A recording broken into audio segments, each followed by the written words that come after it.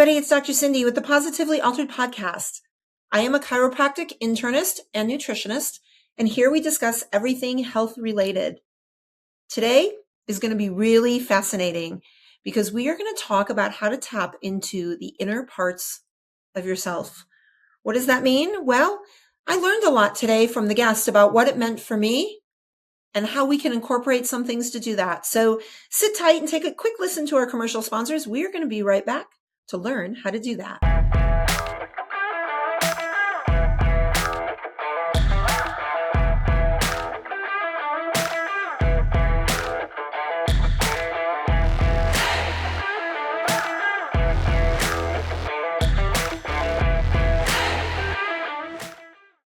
Hello, my name is Heather Lord, and I am the COO of Professional Health Products.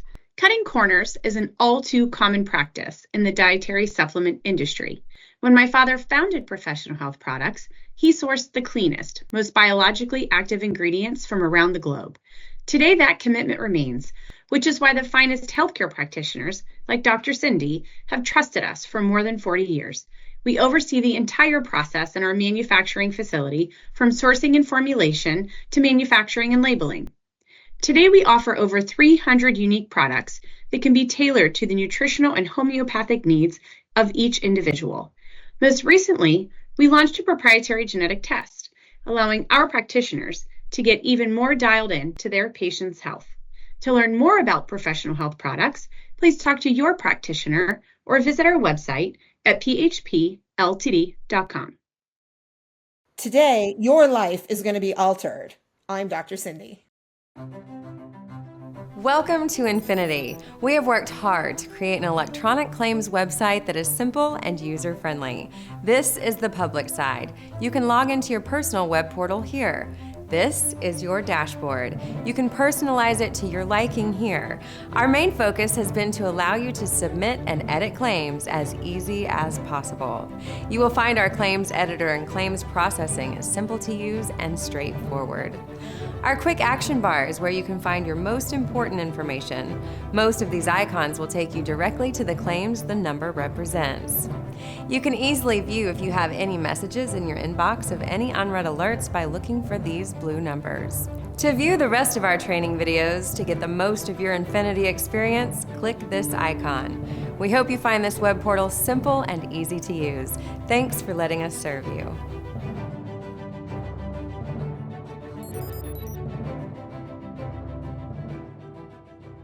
I'm Dr. Cindy. Who wouldn't want to join me for the Positively Altered podcast?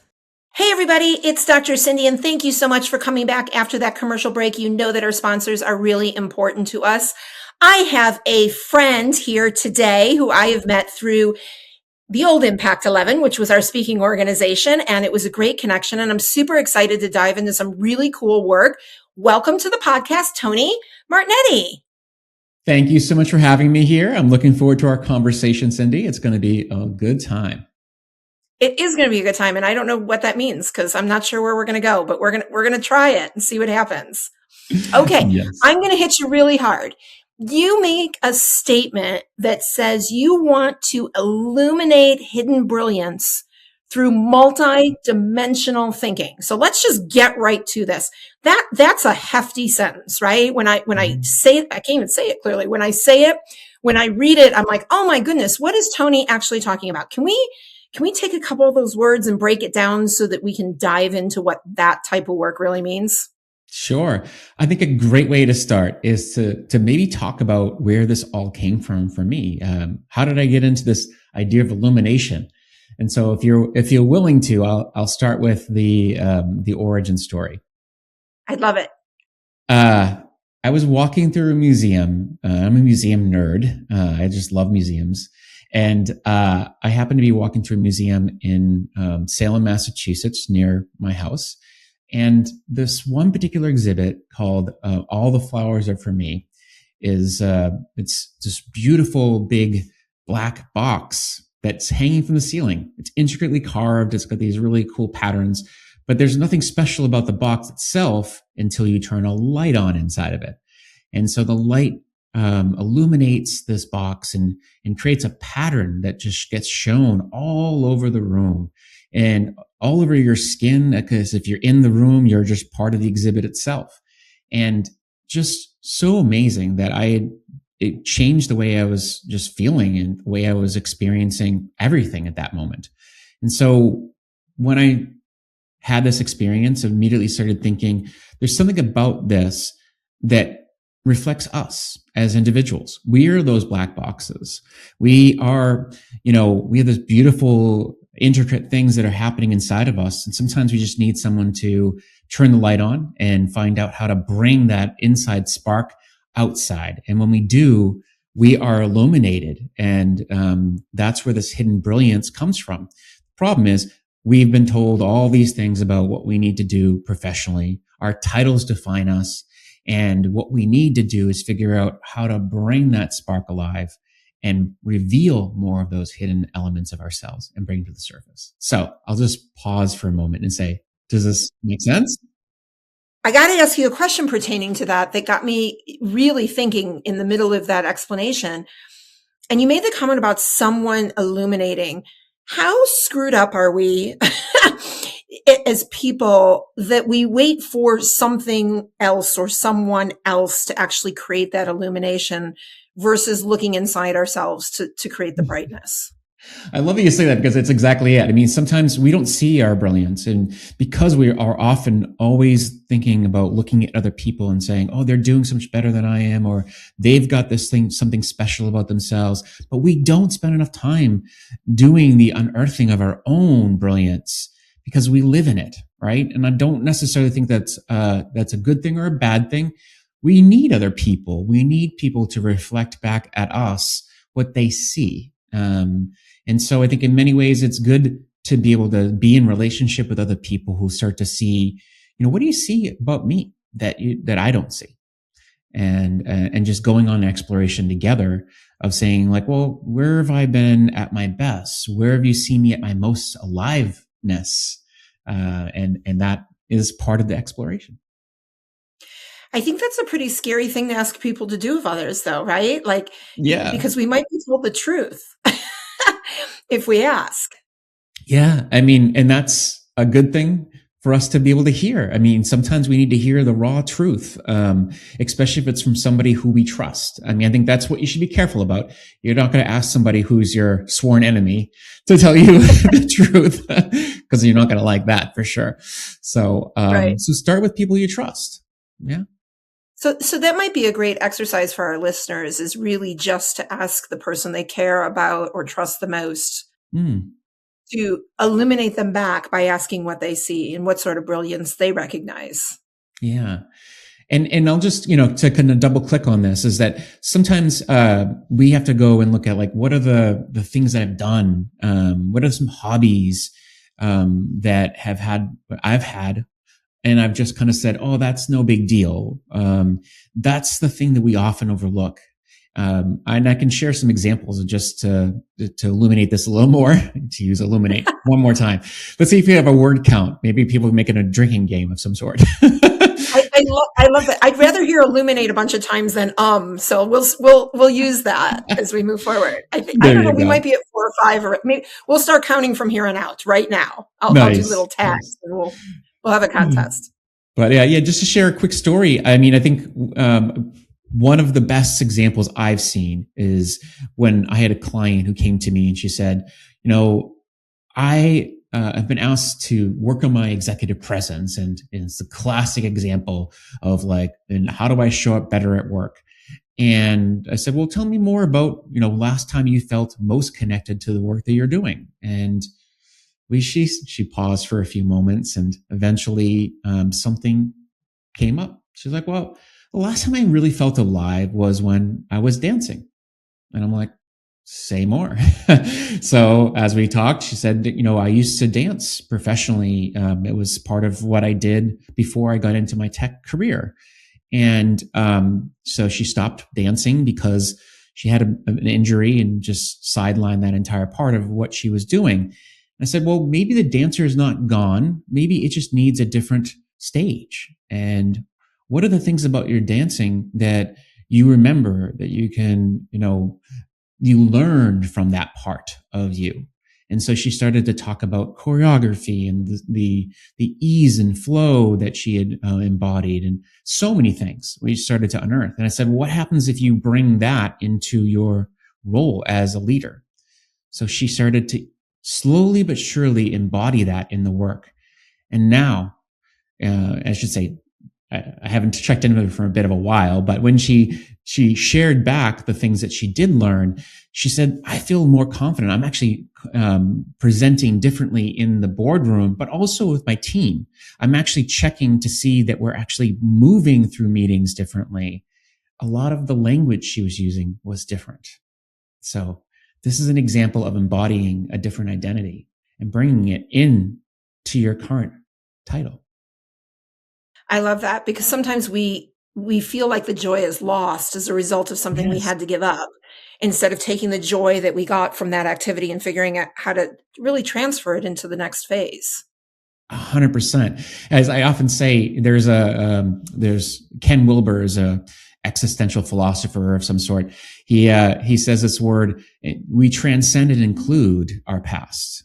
Our past is not to be run away from, or to say that, oh, that was the past and it's gone. But instead we say, how do I include parts of my past and transcend it by using it in different ways, integrating it into our current version of ourselves. Yeah, I love that. I can resonate a little bit with your story, because I used to dance professionally, and it was my dream and the goal and, the big to do. And then mine wasn't injury. Mine was financial. I didn't want to be broke. So I decided that most dancers are pretty poor, and that wasn't the lifestyle I was, wanting to be accustomed to. So I made a career change as a result, but it was fun because I took the passion that I had for that and still miss it, but was able to find a new passion in a new career that was equally, if not more exciting, that I could fulfill. So from one art to another, and I went from dance to medicine, which is, some people might be thinking, how is that similar? But it actually is very similar in terms of the creativity of it. Yeah. And, as you said, the dancer doesn't go away. It just kind of takes on a new form, and you're using a lot of the same things that you enjoyed about dancing. You're just using it in a different arena. Yeah. And sometimes, Tony, the dancing comes out in front of my kids just so that they could feel a little more embarrassed. So we always got to pull those skill sets back in somehow for other purposes, which is really cool. All right, let's unlock this multidimensional thinking. What does that mean to you? Yeah. So when you start to tap into different identities and different parts of yourself, what happens is they become something that you can bring back to the table and really express. And that allows you to be able to tap into more of yourself. And that's where multidimensionality becomes. Multidimensional thinking allows you to be able to see a problem or a situation from many different angles. And when you're able to access more of yourself, that's where this multidimensionality comes from. It's not looking at a problem from one dimension all the time, which we often have. We've always looked at it from our title. So if you're a finance person, you're thinking analytically. Well, what happens if the finance person can get into the ability to see things from an artist angle, from a creativity, or from a storytelling? What is the story that we're trying to tap into? So when we know that we're not just one side of a box, to come back to the metaphor of the illuminated cube that I, shared earlier, there's not just one side. There's many. And so what the finance person can start to do is say, well, if I'm not just defined by my analytical prowess, then how can I tap into different aspects of who I am and use that? And this is important because of the fact that in a world where AI is becoming the specialist, and that's very much happening right now as we speak, then we want to be able to have a little more of a broadness to how we show up and how we express ourselves. And that doesn't mean that being a specialist is a bad thing entirely. It just means that we need to have a little more breadth of how we express ourselves. And we need to have some depth, but not the depth that says that we're only one tool and that we only have one tool to share. So how do you work with people? Let's take that example of you're in finance and you're very analytical. And I hear you. We now want you to tap into some creativity or storytelling. But if somebody doesn't really their brain operating system, right, isn't designed according to them that way, are there certain exercises or activities that you can teach and encourage people to do to get them to shift into one of storytelling or creativity? Yeah, absolutely. And so that's part of this thing. I'll just say, for starters, I learned this a while back. Jill Bolte Taylor talks about whole brain living and how, like, we are not just one brain or the other. And we have the capacity to utilize many aspects of who we are. Problem is, we just don't practice it, and we don't get out of our one aspect, or, because we're almost put into those buckets of saying, because you're analytical, be analytical, and hone that muscle, keep on working it. And that's not necessarily, that's how we've been taught. The problem is, if for us to access another part of ourselves, we have to get out of our head. We have to drop into our a different way of processing. And so one of the best modalities for that is actually using art. And so I've created some art-based programs and some things that allow people to just be a beginner at something, or do something that they're not used to doing. And so expressing yourself through an art-based facilitation program, which I do, gets people to write on paper or create with something in their hands. It's actually getting into play mode, what really it taps into, because you're not trying to be perfect, but you're expressing yourself through the art of play. And play is where we start to rebuild our way to understanding ourselves. Make sense?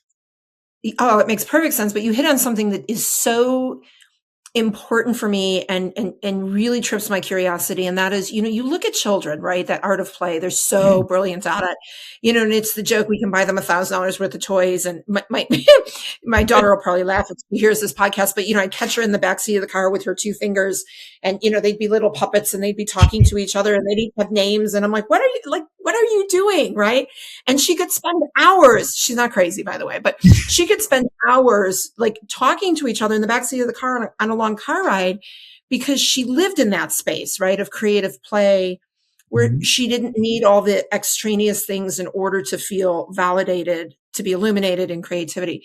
Yeah. Why do you think, and where do you think we lose that as we move into adulthood? Because I think as adults, we're terrible at play.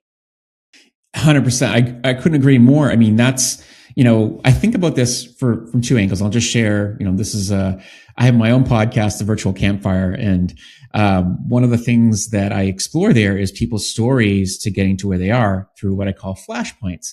And I will tell you, 9 times out of 10, there's some kernel of who we end up being at our whole self, or being at our most ideal self, comes from our childhood self.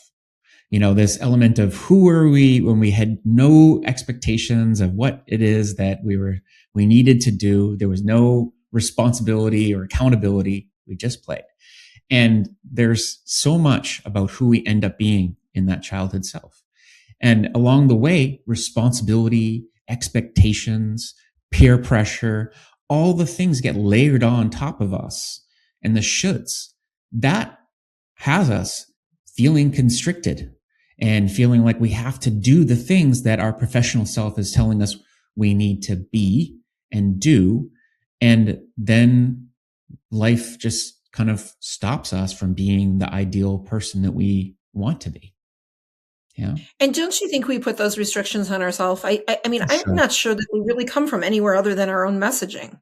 Well, I think it's a mix. I don't want to, it's definitely primarily coming from ourselves, because we interact with our environment, and our environment tells us signals, and we react back to the environment and say, okay, well, here's how I'm reacting to that. And so we either become smaller, or we try to fight back.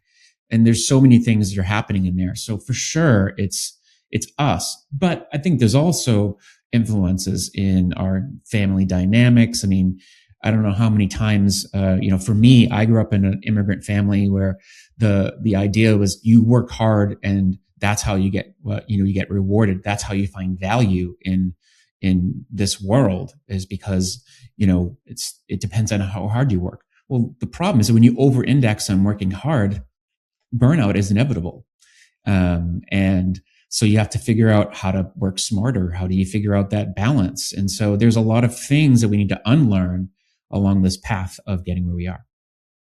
Yeah, that's fair. Do you play every day, Tony? No, I don't, but I try. I try to make a little bit more. And I think my dogs help me because their faces staring at me as I work, they're giving me the guilty feeling of like, hey, dude, let's go play. Yeah, they have it down, don't they? Animals, I think they've mastered that. Totally. Might be a good place to learn. So where do we start? For those and I know there's a lot of listeners who are like, I work 80 hours a week. You know, I feel the pressure. I'm taking care of a family and myself, or even I love my work, so I bury myself in it. Where can we start? I know you mentioned art, but what would be a good starting point for people who just don't play? Time-wise, recommendation. What do you tell your clients to go do? Yeah, I mean, one of the things is just doing what I call the weekly spark. It's like a weekly check-in with yourself and just say, okay, if I were to look back at the past week, so if this was a Sunday, let's say it's a Sunday morning and you're just saying, it's time for me to do a check-in. And I look back at the last week and I said, okay, what did I learn last week? What did I do last week? A lot of people don't even do that. They don't even do a reflection on where they're coming from and where they're going. And so interrupting that pattern for a brief moment to say, did I enjoy what I did last week? Did I find any fun in that? And if I didn't, how can I look ahead to the next week and think differently about my calendar? Did I put something into my week ahead that lights me up, makes me come alive, or is even aligned with the person I want to be? Because if not, then maybe it's time to change that.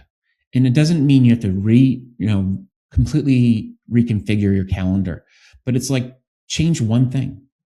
Add one thing to your calendar that's going to be something you're going to look forward to, or that's aligned with the person you want to be most in this world. Now, Tony, I have to do that every day because I'm in menopause and I can't remember back a week to determine what I did, whether it was fun or not. So I have to do the check-in every day, which I think is okay for me. So I do the check-in. How important, though, one of the things I've learned, and this takes me back, oh boy, a lot of years when I was walking through a divorce, when I was trying to decide if it was the right thing to do or not for me, one of the impetuses that got me thinking about how unhappy I was a really simple question. And it was, when was the last time you had fun? And when I was asked that question, it's interesting. I couldn't really answer the question. And I started to ask other people that question because I was just curious what kind of answers I would get. And if other people were in that same space, if it's hard to answer that question.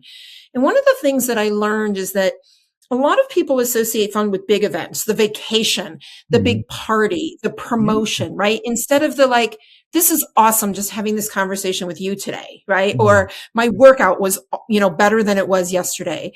How hard do you think it is for people to recognize that there is fun in the little simple moments just as much as there is in these, big, massive moments? It's so true, because if we chase the big fun versus the little fun, to kind of put some terms around that, I think, the big fun is often something that takes a lot of planning and it takes a lot of energy to get that going. But little fun can be accessed in this moment, and it can be so enjoyable because it's just something that gives you a break from the day-to-day action or the day-to-day things that are happening. And so those are the things that you can access and use to make it through a difficult moment. Yeah. Even if it's just like taking a sip of coffee and enjoying the aroma, that can be fun. And then maybe you don't see that as fun, but it's appreciating that moment and saying, yeah, that was fun to me. Right. All right, Tony, I got to ask you an honest question here. You and I, we both stand on stage and we push all of this great information toward people in order to make these changes, right? Mm-hmm. And on an appearance side, it probably looks like we've mastered what we teach. Right? No, okay. No. So, I guess I want to ask this question too, because I know these are things that I go through too, and this is the realistic part of it, right? Is it's really easy to say these words and to tell people to practice these things. What do you do when you're not doing this? How do you pull yourself out of that that valley when it's like, oh, I'm teaching people this all day long, and I just spent a week not practicing what I preach. Yeah, I'm so glad you point that out, because it's like almost the reason why we go into these paths is because it's the very thing that we most need to learn. So we go deep into the areas that we're most wanting to be invested in. And so for me, when I feel a little off kilter, and what I do is I just find ways to take a step back and say, why is this pattern showing up? What have I done that has caused me to think that this was okay? Not to beat myself up, but to say, like, how am I going to recommit to this process? Because that's what it is. It's almost like you're creating a recommitment to yourself. And so once I recommit, then what I'm going to do is I'm just going to say, I'm going to put this on my calendar and make sure that it becomes something that I'm going to make sure that I get back on the right track. Again, it's not about the beating yourself up in the process. It's just saying, like, I hit a rough patch, or I hit something that just didn't quite work out. Maybe I need to create a better habit around it that allows it to be easier for me. Yeah. And a little grace for ourselves is really important. 100%. Compassion starts with you all the time. Yeah, it's awesome. I learned something really interesting about you, speaking of art, and I want to go there a little bit because I'm fascinated. Glassblowing, Tony. Yes, glassblowing is my jam. It's always something I've wanted to do. Like, I even think I bought a Groupon once and never used it for glassblowing. How'd you get involved in that, and what does that fuel for you? Yeah. So at some point or on my journey, my wife said, she's like, I don't know what to get for you anymore because you're just so difficult to shop for. No, she didn't say it like that, but she said it like, like, you don't need things, you get things when you need them. And I'm like, that's true. But the things that I most value are experiences. She's gotten me everything from like glider flights, basically flying a plane across Martha's Vineyard, which was amazing. Wait, Tony, she's buying you dangerous things for presents? Yes. Well, the one thing that I had to buy myself was I did do some skydiving, and she said, I don't want to know about it. I don't want to hear about it. Just do it and get out of your system and let me know, you don't have to tell me about it. So I did. Okay, I was going to say most women, it's our nurturing self that like tells you not to do those things, not to write the check for it. So, okay, fair enough. And you're still here to tell the story. So that's good. It was a good gift. Yeah. And so when it comes down to glassblowing, it's just one of those situations. I've always liked to try different things, like from pottery to glassblowing to blacksmithing and all those different things. Some of those did not stick. Glassblowing did. And I loved it. Okay. It's just something about the materials that you're working with, the heat, and you just don't know how it's going to work out until it's done. So it was just a cool experience. So next time you get a Groupon or something to that effect, do it. You'll love it. I know. I have to cash. I think Groupon makes all their money that way. You buy all this stuff and then you never go do it. It's a good gig, actually. It's a good business model. Yes. To generate income for sure. Yeah. Maybe I'll contact the studio directly next time and just book that way.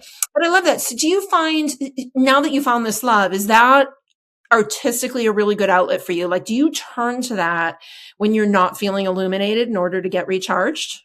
It's not just that. I do many different things. I mean, I write poetry. I love to draw and paint.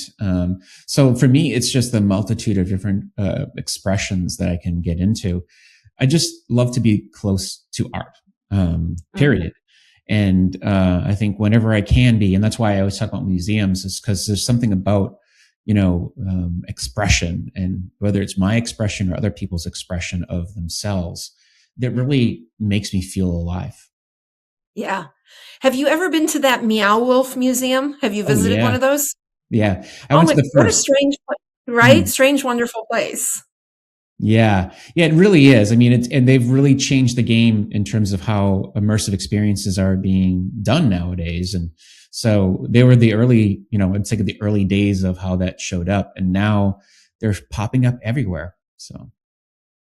Yeah, no, that's been a neat experience. I enjoy the museum as well, and some more than others, but I do think the interactive stimulates a little more creativity. Yeah. It almost it almost forces us to participate in a way that we don't when you just walk through a hallway and, look at a picture or a photo. And not that there isn't value to that too, but I think for those of us that struggle a little bit more with that, to pull that out of us makes it a better experience. Yeah. I think one of the things that's cool about museums is that it's not just about the art on the walls. It's also about what they're evoking with the space. They've designed the space intentionally for people to, navigate in certain ways and to look at the architecture and, the sounds and the smells and things like that. Some things are really done intentionally to make sure that we walk through it with a feeling of, exploration. Yeah. What's your favorite museum you've ever been in the world? I think my favorite is probably the Reina Sofia in Madrid. It's a massive museum. It's really well designed, and one of the coolest pieces there is the Guernica by Picasso, which I just found out they're actually going to move it. They're going to travel. It's going to travel, which is remarkable considering the fact that it's a massive piece of work. Okay. Yeah, pretty interesting. So good news. Maybe we don't have to jump on a plane to go to Madrid. It might be in a city near you sometime soon. What's next on your agenda, Tony? What do you want to accomplish in the next, 30, 60, 90, 100, 12 years? What's the big plan for you moving forward? Well, my big thing that I'm working on is I'm launching my next book, Illuminating Hidden Brilliance, which has been, we've talked a bit about the ideas, but it's something that I'm really passionate about, and I'm excited to get that out into the world. The book's coming out in the fall, so that's a big deal. And beyond that, I'm also hiking a new mountain. I hike mountains, something that I've been passionate about. My new one is I'm doing the High Sierras in California to raise money for cancer research. So I'm doing this August, and I'm doing it in honor of my mother who passed away from cancer about 10 years ago. It's hard to believe. Oh, I'm sorry, Tony, but what a great tribute. Cancer is near and dear to my heart. I lost my mother, and I've walked through it myself. So, send me a link. I'll send you a check. I won't tell you how much I'll send you the check for, but send me a link and I'd be happy to support you. It reminds me, I was reading just this morning. It was funny. I was reading. Did you see the article about the scam now at Everest? I'm not going to get this exactly right, but there was some commotion where the guides were poisoning the climbers in their food and their water in order to get them to be removed by emergency vehicles in order to generate, money and pay out insurance payments. It's like this huge fraud. And is that crazy? That's insane. At Mount Everest, isn't it? So I'm like, okay, we're going to check that one off the box that we're not going there so quickly. But yeah, all these amazing things we have to turn into a profitable. Let me rephrase that, because profit's not a dirty word. We have to turn it into a dirty profit where we do things, to deceive people. It's really, really sad. So just be aware. Make sure you check your food in the Sierras, just in case you're moving out to California. Packing my own water and all. Okay, good. That's probably a great idea. All right, Tony, we're going to take a quick break and listen to a couple sponsors, and then we're going to be back to do a couple rapid fire questions. You up for the challenge? I'm ready. All right, I'm excited to see what your answers are. Everybody sit tight. We will be right back in just a couple minutes with the Positively Altered podcast. This is your weekly dose of Dr. Cindy, the Positively Altered podcast.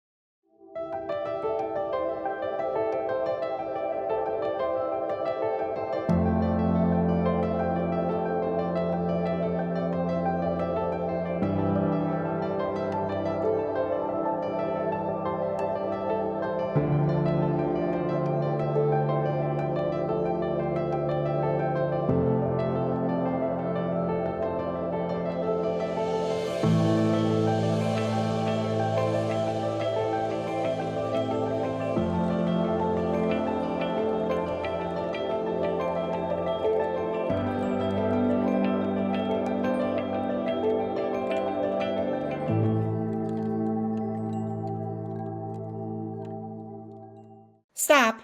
Hit that follow button now and spread the love with Positively Altered. And we're back with Tony Martignetti. This was a fun conversation. I'm feeling a little illuminated, Tony. Nice. I love it. We finally got another illuminate in there. So we're just going to up the numbers. Ever since we said we were going to count them, there weren't that many, actually, I don't think. Always happens. I think the brain went, okay, that was getting a little weird, so there were a few, but I am feeling illuminated. This has been great. All right. I'm going to throw some questions at you. Let's just see where we go. Cool. All right. What is one place on earth you've never been that you would love to see? Turkey. I've always wanted to go to Turkey because the architecture and the food and just it's a magical place. And it's Turkey. Yeah. It's just kind of fun to say that, I think. Now I'm hungry. Okay. and then you'll be tired. So, that's how that goes. What is your biggest guilty pleasure? Oh, guilty pleasure. Binging shows. I mean, my wife says you'll start a show and you have to see it all the way to the end, and you won't stop. I'm like, yeah, that's just my thing. So, all right. What was the most recent one that we all should binge watch? I just watched this show called From, and I don't know if it's like a highly suggested, but it's just like it left these open loops, and I just had to see it closed. It's kind of like watching Lost and Stranger Things combined. Okay. Have you ever checked out The Following yet? Have you seen that?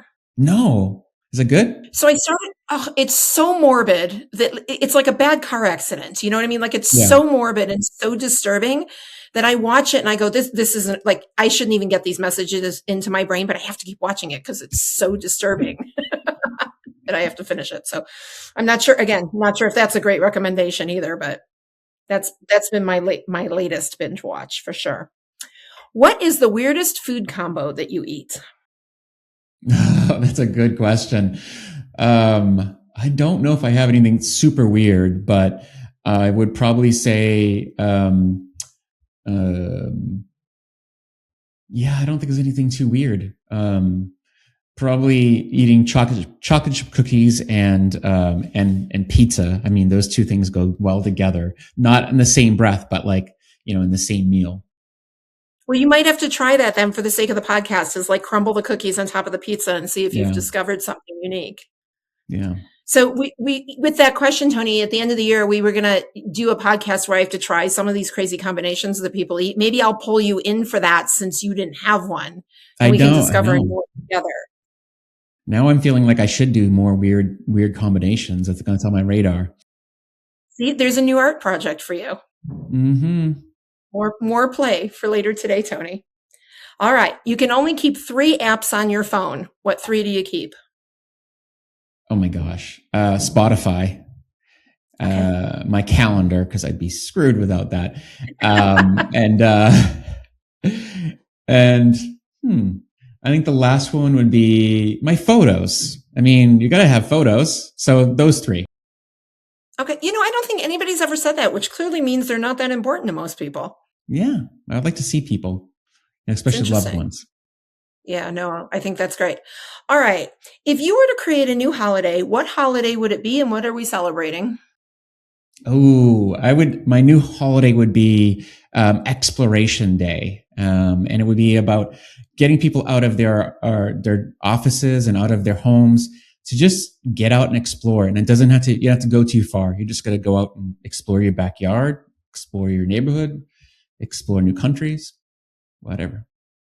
I love it. What day of the year you want to pick, Tony? We're making a calendar. January 23rd, my birthday. Okay. Oh, is it? Yeah.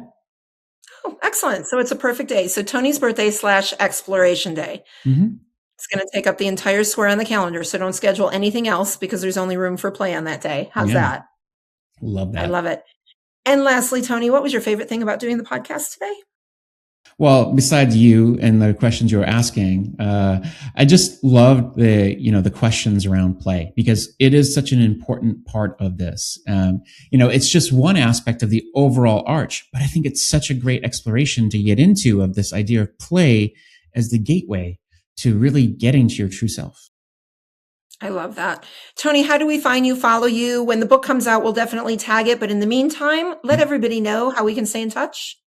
Well, the best place to find me is at my website, my new website, tonymspeaks.com. So you can find me there, get all my my latest thought pieces, my articles and such, all there. And then the other place is LinkedIn. I'm very active there, always sharing something interesting, and who knows what you'll find out. But I'm always reachable there. Sounds great. And we will make sure that we have your name spelled correctly in the show notes for everybody, because there's some silent letters in there so that you can find Tony. Tony, I have to tell you, what a joy. I am contemplating going out in my mushy backyard, because we've had terrible storms here at the time of this recording, barefoot, to see what kind of exploration I can do. I'm not sure how long that'll last today, but we're going to play outside a little bit, because I need that sunshine to feed my soul. If anybody is interested in learning more about what's going on in my space, please check us out at drscindyspeaks.com or shoot us an email at hello@drscindyspeaks.com. We'd love to hear from our listeners. Give us some new ideas, some thoughts. It's great. And please check out the book, Positively Altered, Finding Happiness at the Bottom of a Chemo Bag. Oh, and by the way, if you go to the website, you can sign up for my Not So Daily Dose newsletter, where we send you information, but not so daily. We don't bombard you, but we'd love to contact you. We don't want to fill that inbox more frequently than you would desire. Anyway, Tony, it has been an absolute treat today. I loved this conversation. I'd like to think I'm good at play, but I'm going to incorporate a little bit more. I'm going to think about illuminating myself from within and asking others what they see about myself. And I'm going to encourage all of you out there listening to do the exact same. Tony, I hope you have a beautiful day. And I hope that this podcast has left everybody positively altered.